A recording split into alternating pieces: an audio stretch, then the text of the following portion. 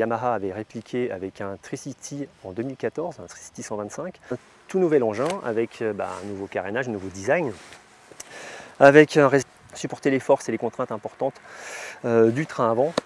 Mais avant, petit exercice de style, mais je vous en dis pas plus, vous allez voir. La machine puisse prendre de l'angle et tourner.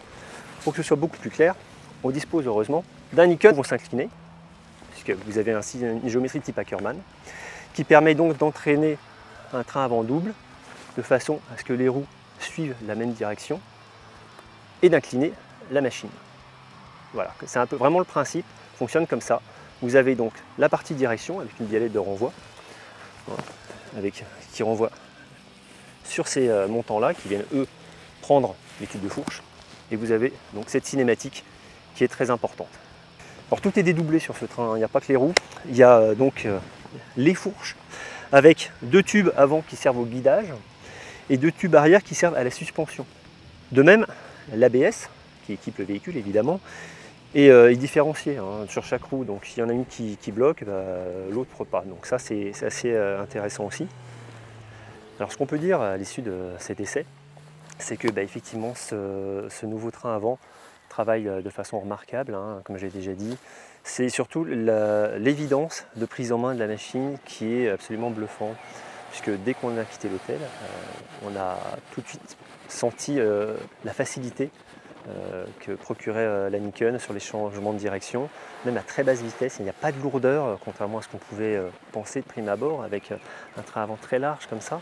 Pas du tout, et à tel point que comme on est dans une région montagneuse, la première épingle serrée étant pas très loin, on est arrivé assez vite dedans, et puis on a pris de l'angle, et puis les repose-pieds ont touché, et on a atteint donc les 45 degrés d'angle promis par Yamaha, absolument sans y penser.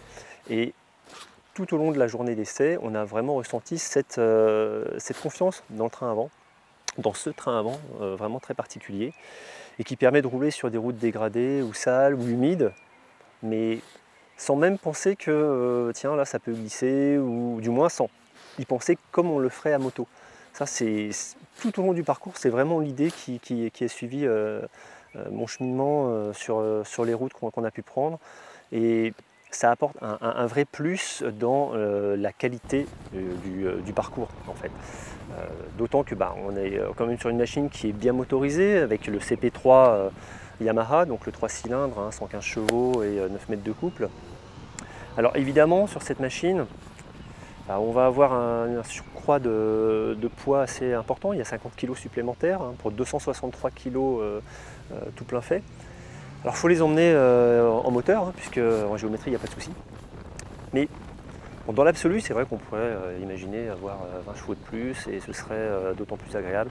Mais pour moi, je pense que la machine, elle est très très bien comme ça. La Nikon, elle avance vraiment fort. Il n'y a que dans les épingles où on va devoir rentrer un rapport pour pouvoir ressortir le plus fort possible, ou alors lors des dépassements on ne pourra pas être en 6e, ça c'est sûr, va falloir redescendre un rapport, voire 2 suivant la vitesse à laquelle on va. Mais dans l'absolu, là comme ça, il n'y a aucun problème sur la mécanique. Le confort aussi est vraiment un point positif sur cette machine, contrairement, enfin peut-être pas contrairement, mais les traceurs n'avaient pas selon moi ce niveau de confort.